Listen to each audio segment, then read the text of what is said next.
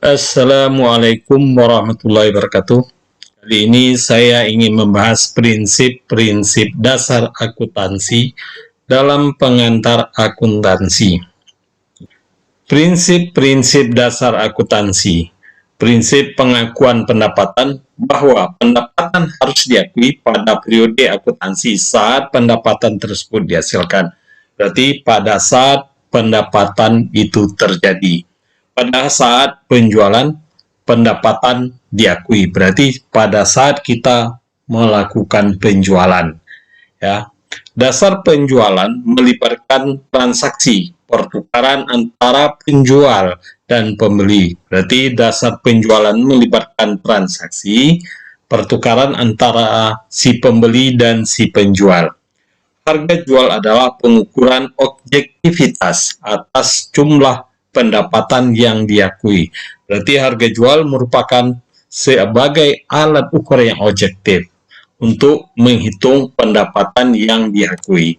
Terdapat dua pengecualian terhadap dasar penjualan atau pengakuan pendapatan, yaitu metode persentase penyelesaian dan metode angsuran. Berarti di dalam prinsip pengakuan pendapatan terdapat juga pengecualian terhadap dasar dari pengakuan pendapatan atau dasar dari penjualan.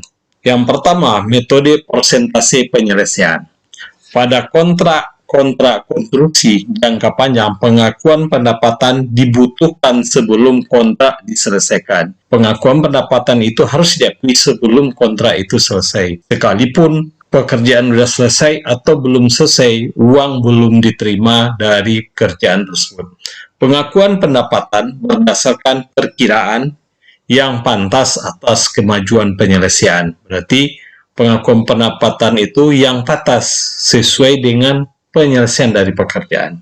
Kemajuan diukur dengan membandingkan biaya yang dikeluarkan dalam setahun dengan total biaya yang diperkirakan untuk proyek seluruhnya. Ukuran daripada penyelesaian pekerjaan itu adalah biaya yang kita keluarkan secara real. Rumus pengakuan pendapatan atau pengakuan pendapatan yang diakui. Biaya yang dikeluarkan dibagi total estimasi biaya sama persentase penyelesaian. Persentase penyelesaian dikali dengan total pendapatan, dapatlah pendapatan yang diakui. Untuk mengetahui laba kotor yang diakui adalah pendapatan yang diakui dikeluarkan biaya-biaya yang kita keluarkan untuk mengerjakan suatu proyek tersebut. Dapatlah laba kotor penjualan. Sedangkan yang kedua adalah metode angsuran. Dasar yang dipakai dalam pengakuan pendapatan dalam penerimaan kas atau basis kas, setiap pengumpulan kas dari pelanggan terdiri atas: 1. Pengembalian bagian harga pokok penjual. 2. Bagian laba kotor dari penjualan. Rumus untuk mengakui laba kotor adalah perolehan kas dari pelanggan atau uang yang kita terima dari pelanggan kita kali dengan persentase laba kotor. Dapatlah laba kotor yang diakui selama periode tersebut. Persentase laba kotor adalah diperoleh dari pendapatan dikurang biaya, dapatlah laba kotor. Laba kotor dibagi dengan pendapatan, dapatlah persentase laba kotor. Berdasarkan metode angsuran laba kotor diakui pada periode saat kas diperoleh. Dia diakui pada saat uang yang kita terima. Prinsip penandingan atau pengakuan beban. Bahwa beban harus dikaitkan dengan pendapatan pada periode di mana usaha untuk memperoleh pendapatan dilakukan. Berarti biaya itu harus dikaitkan atau dibandingkan di mana pendapatan diperoleh ya. Beban tidak diakui ketika kas dibayarkan atau ketika pekerjaan dilakukan atau barang yang berproduksi. Ya, beban ini tidak diakui ketika kas yang dibayarkan atau ketika pekerjaan yang dilakukan atau barang yang diproduksi, tetapi beban diakui ketika tenaga kerja atau barang benar-benar berkontribusi terhadap pendapatan. Dia baru diakui apabila biaya yang dikeluarkan memberikan kontribusi kepada pendapatan. Prinsip pengungkapan penuh.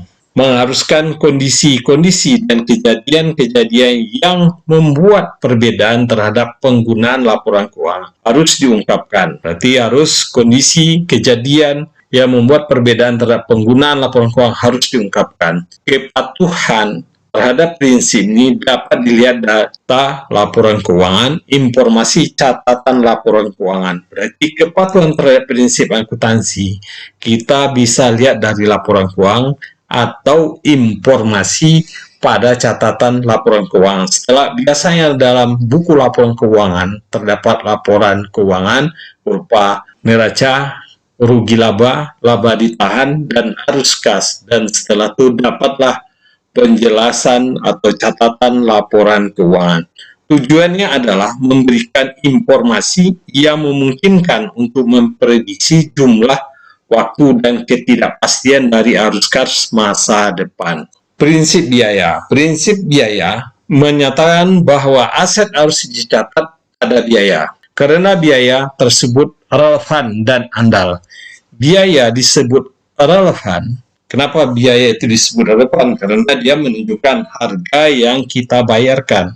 Aset yang dikorbankan dan kesepakatan yang dibuat pada tanggal perolehan. Dia merupakan aset yang kita korbankan dan kesepakatan yang dibuat pada tanggal perolehan pada tanggal saat terjadinya.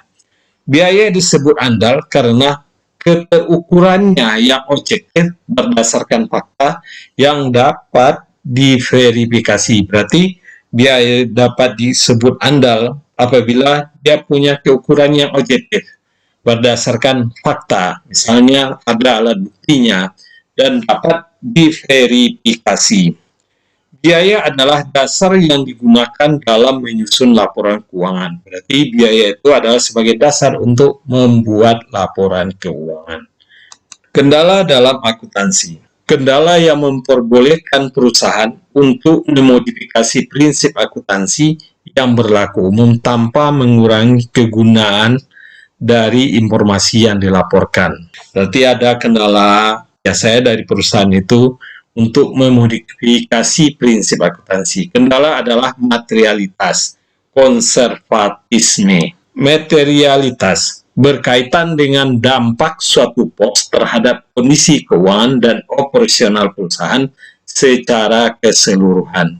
Ya, berarti dia punya dampak terhadap kondisi keuangan dan operasional dari perusahaan secara keseluruhan. Suatu pos disebut material ketika memiliki kemungkinan untuk mempengaruhi keputusan investor dan kreditor yang jujur. Dia mempunyai dampak dalam pengambilan keputusan dari investor dan kreditor. Untuk menentukan material dari jumlah membandingkan dengan pos tertentu seperti total aset, total kewajiban, dan laba bersih. Ya, materialitas itu tergantung dari besarnya aset, bukan berdasarkan nilai ya. Kalau perusahaannya triliunan, duit 50 juta itu tidak material. Tapi kalau perusahaan punya modal 50 juta, 500.000 itu material. Konservatisme. Ini salah satu prinsip kendala ya, bahwa ketika berada dalam keraguan, sebaiknya memilih metode yang tampak paling tidak mungkin untuk menyajikan terlalu tinggi aset dan laba. Biasanya kita harus konservatif dalam menentukan besarnya aset atau materialitasnya. Bukan berarti aset dan laba disajikan terlalu rendah. Biasanya kita menyajikan itu tidak terlalu tinggi dan tidak terlalu rendah ya.